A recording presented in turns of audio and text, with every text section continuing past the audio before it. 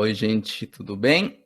Para quem não me conhece, eu sou o Pedro, eu sou um dos obreiros da região São Paulo, Mato Grosso do Sul. Estou tentando aqui deixar quieto. Aí sim. Aí foi o.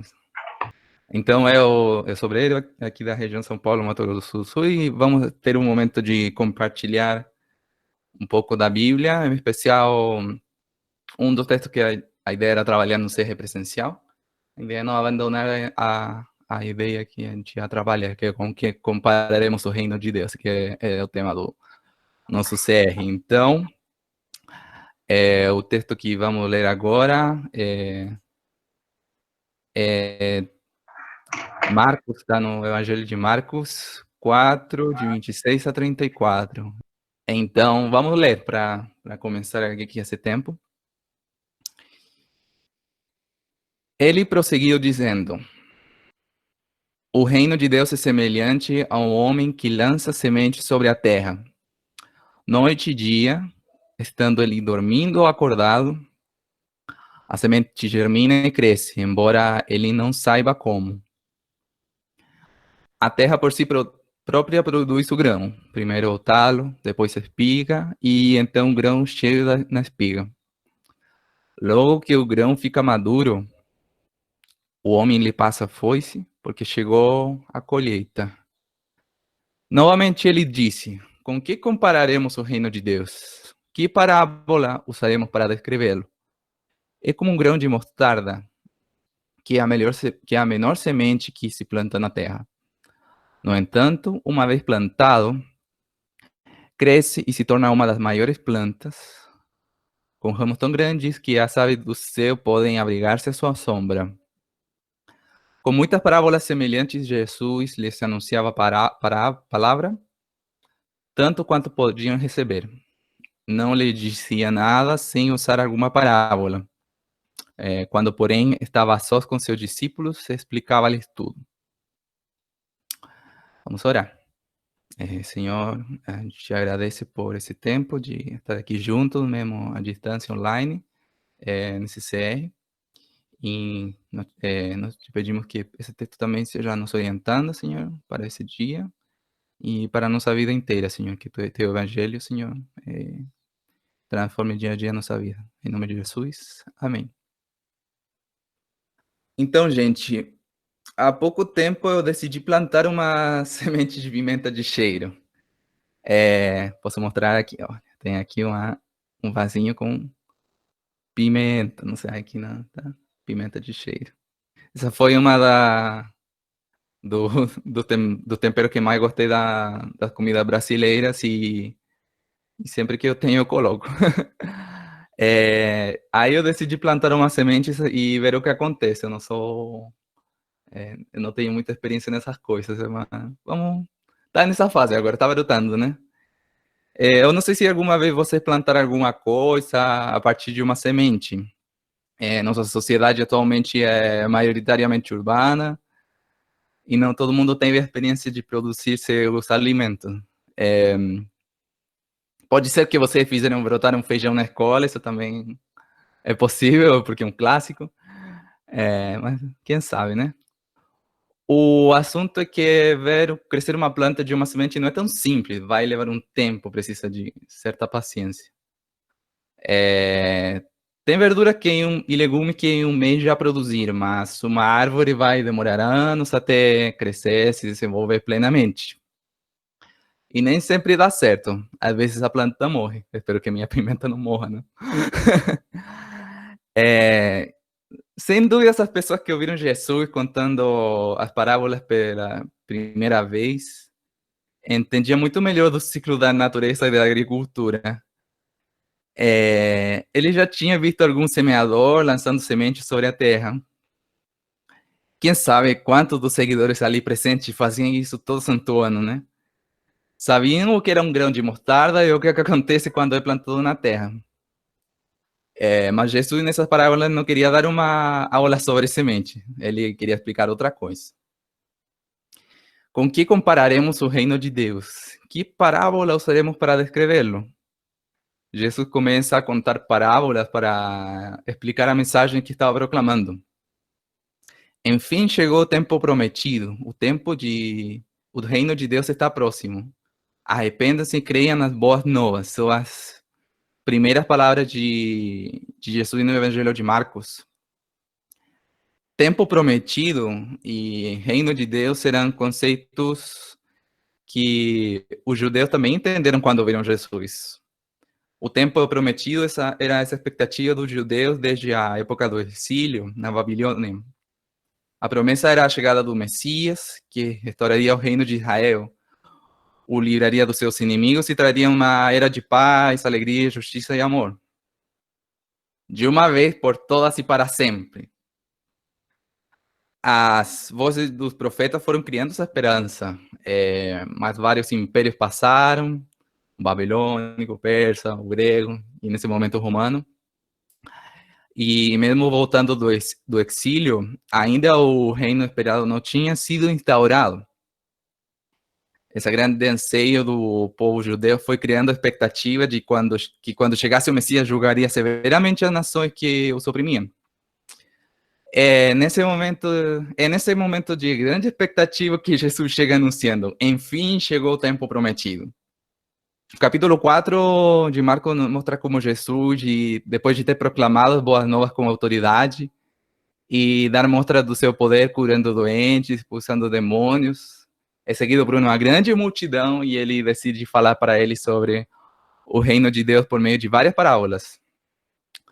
Mas elas não são narrativas fáceis de entender. Mesmo entendendo das referências do tempo prometido e das sementes, o ensino das parábolas não era tão claro assim para o povo. Nem os discípulos estavam entendendo. Vocês não entendem essa parábola? Como então compreenderão as outras? Comenta Jesus no versículo 13. E Jesus vai continuar ensinando para o povo por meio de parábolas e depois explicando por separado o significado para os discípulos. Aquele que tem ouvidos para ouvir, ouça. Quem estava interessado em Jesus e em entender o mistério do reino, recebia esse ensino a mais. Quem só seguia Jesus por curiosidade só ficava com a parábola mesmo. As duas parábolas da semente que nós lemos agora têm algumas entrelinhas, algumas ideias que são relacionadas ao tempo prometido. E para quem conhecesse a profecia, não seria nada estranho saber de que tratavam. Quando Jesus fala, por exemplo, sobre o homem que passa a foice porque chegou a colheita, ela remete a uma metáfora de Joel 3, de 12 a 13. Despertem nações, avancem para o vale de Josafá, pois ali me assentarei para julgar todas as nações vizinhas. Lancem a foice, pois a colheita está madura. Venham, pisem com força as uvas, pois o lagar está cheio. Os tonéis transbordam, tão grande é a maldade dessas nações. Sem dúvidas, esse trecho nos mostra a expectativa de um juízo severo da maldade das nações. De alguma forma, a primeira parábola ecoa a chegada desse juízo nesse momento. Outra metáfora dentro das parábolas é a figura de uma árvore com ramos tão grandes que as aves do céu podem abrigar-se à sua sombra. Tinha a ver com o domínio, essa figura tinha a ver com o domínio que reinos e impérios exerciam sobre as nações. Tem alguns exemplos dessa figura em Ezequiel, mas o exemplo mais clássico está em Daniel 4, quando Daniel interpreta um sonho de Nabucodonosor. A árvore que vi, que cresceu e ficou enorme, cuja copa encostava no céu, visível em toda a terra, com belas folhas e muitos frutos, na qual havia alimento para todos, abrigo para os animais do campo e morada para as aves do céu nos seus galhos. Aí tem essa figura, né? Essa árvore, ó rei, és tu. Tu te tornaste grande e poderoso, pois a tua grandeza cresceu até alcançar o céu e o teu domínio se estende até os confins da terra. Isso que fala Daniel naquele sonho. Pensando nas expectativas do povo, pode fazer sentido. O reino de Deus é um reino que chega no tempo certo para libertar e reivindicar Israel e dominar as outras nações. Isso tem a ver com essa expectativa do povo, mas mesmo assim, Jesus em seu ensino não se encaixa muito nessas expectativas. Jesus começa seu ministério na periferia da Palestina, na Galileia, não de cara em Jerusalém, na capital. E mesmo mostrando autoridade no seu reino e poder por sobre a força do mal, ele não chegou de forma abrupta, julgando de forma severa aqueles que oprimiam o povo e estabelecendo seu reino pela força. Mas ele estava lá, nas margens do mar da Galileia, anunciando para o povo que o tempo prometido chegou e que o reino estava próximo. Que classe de reino é esse? Até certo ponto correspondia com o que os judeus esperavam, mas em outros aspectos será nada a ver. É isso mesmo o reino de Deus?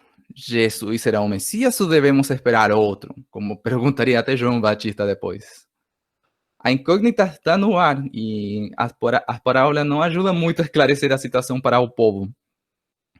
Tanto a narrativa quanto o narrador desconcertam. O que é o reino de Deus para nós? O que vem na nossa cabeça quando pensamos no reino de Deus? Alguma vez já tiveram que explicar para alguém o que é esse reino? Quem sabe, utilizando alguma metáfora ou narrativa? Pense em um segundo o que passa por sua cabeça quando pensa no reino de Deus.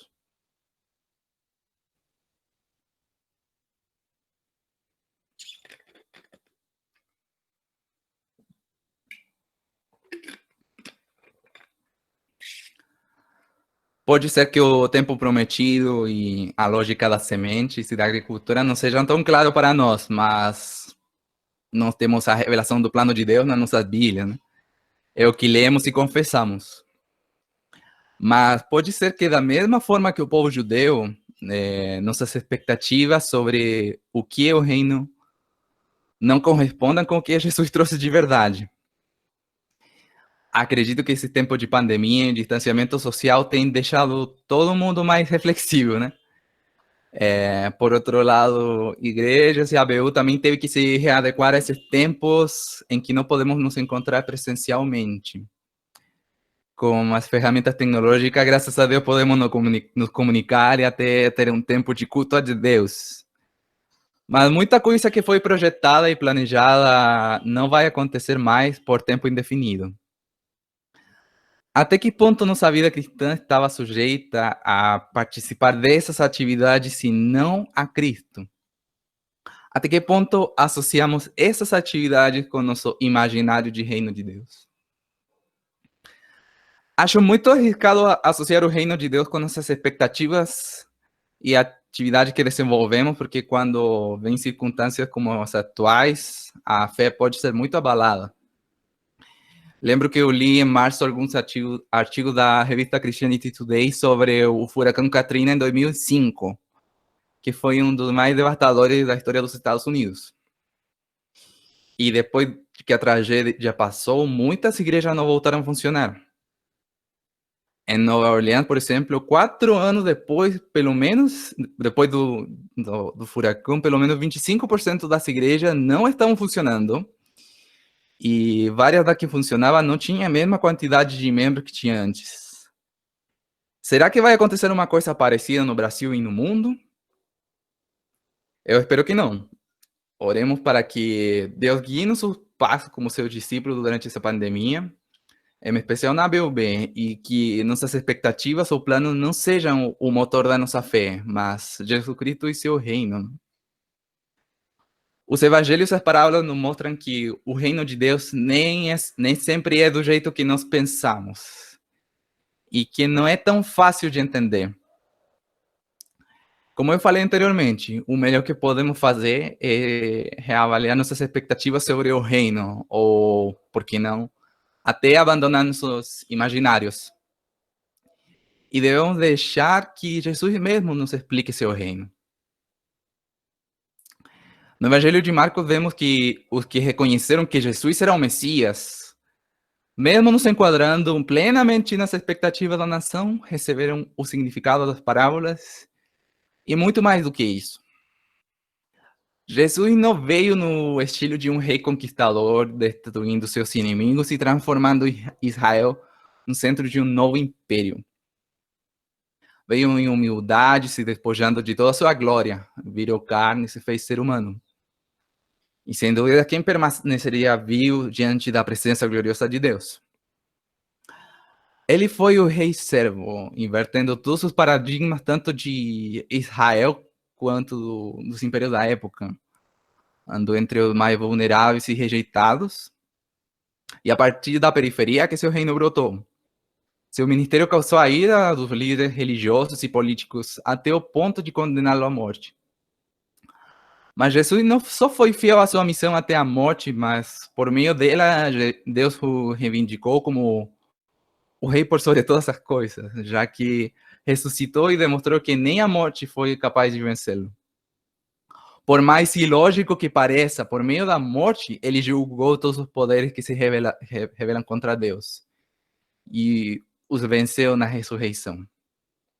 E não apenas isso, já que sua morte e ressurreição trouxeram esperança de vida eterna para todos aqueles que creem que Jesus é o Senhor, o único Rei.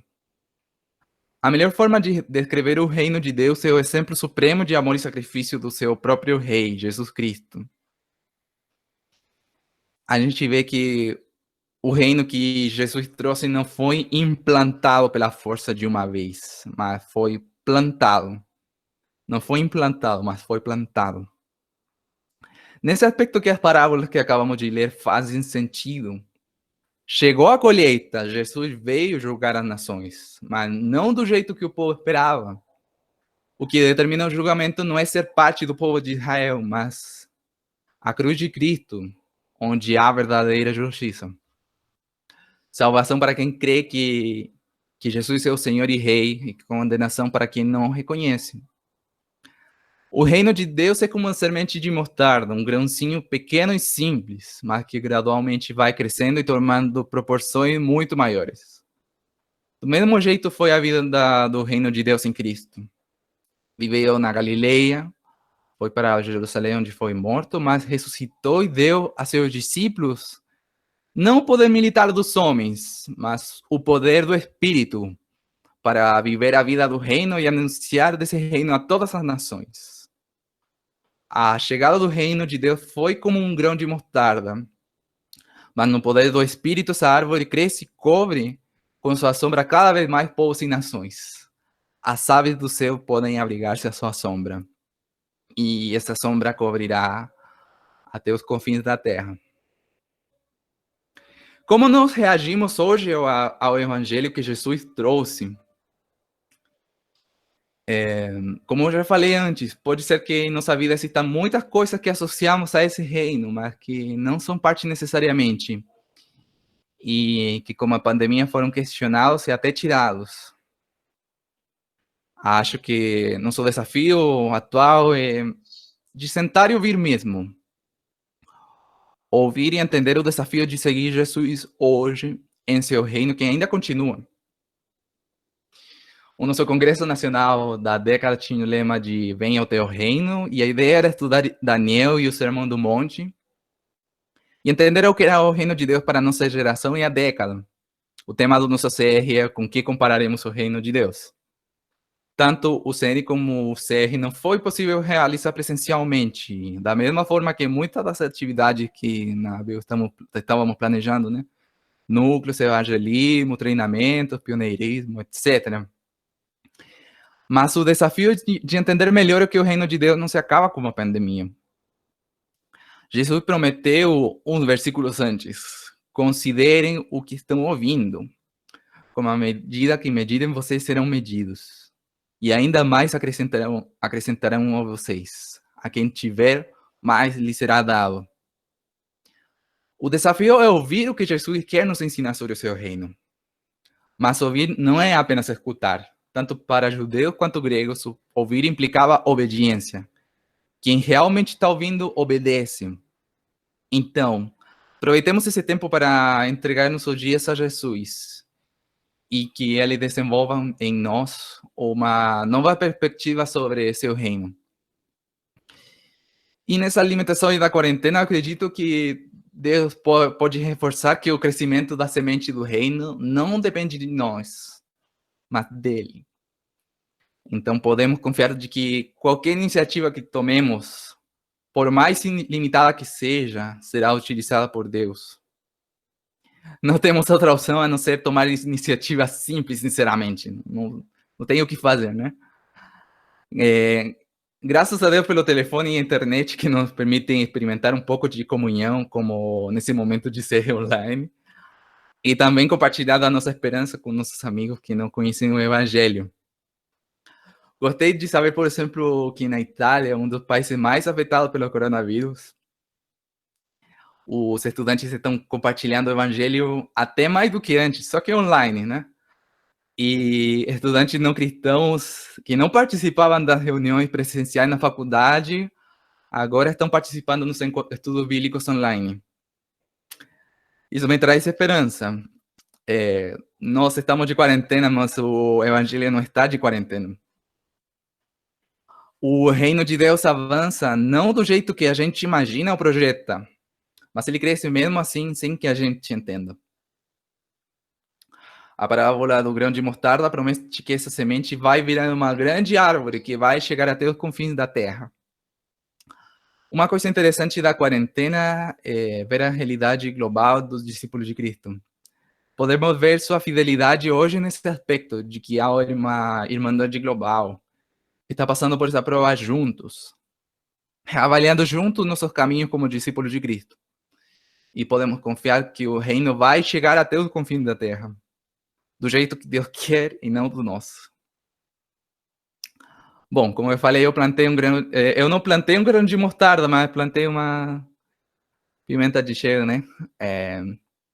E elas estão crescendo. Vi que essa planta pode crescer bastante. E se isso acontecer, eu não sei onde vou colocar essa planta no meu apartamento, porque não tenho muito espaço aqui. Eu espero não cometer nenhum erro, em especial agora que vou ter que, daqui a pouco, trocar de vaso a planta. Mas se der tudo certo, ela vai continuar crescendo. Mas eu posso agradecer a Deus que Ele plantou seu reino como a melhor semente. E essa árvore continua crescendo, seja em tempos bons ou em tempos ruins. Foi Jesus Cristo que a plantou. E Ele entende nossas dores e até sofreu a morte, mas Ele ressuscitou e venceu. Nessa pandemia, depois dela e até os dias da sua volta, confiemos em Jesus Cristo e em seu reino de vida. Amém? Então, vamos orar para terminar esse momento de reflexão bíblica. Obrigado, Senhor, porque hoje, nesse tempo que a gente teve que fazer esse online, e não apenas isso, mas o mundo inteiro está sofrendo desse impasse de passar por essa pandemia que tanta luta, tanta dor tem trazido à nossa humanidade. A gente agradece que, mesmo que não pareça, Senhor, o Senhor está... O teu reino continua crescendo, do jeito que a gente não até que a gente não entende, Senhor, mas o teu reino já veio por meio de Cristo, Senhor. Pode ser que a gente não entenda muito, Senhor, sobre o reino de Deus e até o que a gente pensa que entende não tem a ver com o teu ensino sobre o reino. E a gente quer te pedir que durante esse tempo em que não podemos nos congregar presencialmente, o Senhor continue ampliando nosso entendimento sobre o reino de Deus. Na BUB, Senhor, e como igreja em geral. Que nossa confiança em Ti cresça e que a gente consiga perceber Tua mão trabalhando nesse momento da história. E nós te pedimos que o Senhor continue, Senhor, trabalhando do jeito que tem feito, Senhor. Não da forma que nós projetamos, mas segundo a Tua vontade, Senhor. Confiamos, Senhor, de que o Senhor está fazendo a sua obra e nesse momento também nos erre, mesmo que a gente tome, que a gente sabe que a gente vai tomar algumas iniciativas, Senhor, Pode ser que seja uma iniciativa limitada em algumas coisas, Senhor, mas a gente coloca na tua mão, Senhor, essas iniciativas, confiando que o Senhor trabalha da simplicidade, como o teu filho Jesus, Senhor, veio aqui entre nós, Senhor, se fez humilde, se fez servo, e nos chama a caminhar esse mesmo caminho de humildade e simplicidade, Senhor. Que a gente possa entender por meio dessas limitações, Senhor, como que o reino funciona, Senhor, como que o reino é. E que o Senhor continue nos ensinando por meio das parábolas, Senhor, e da tua palavra, Senhor, completa. Obrigado, Senhor, por tudo, em nome de Jesus.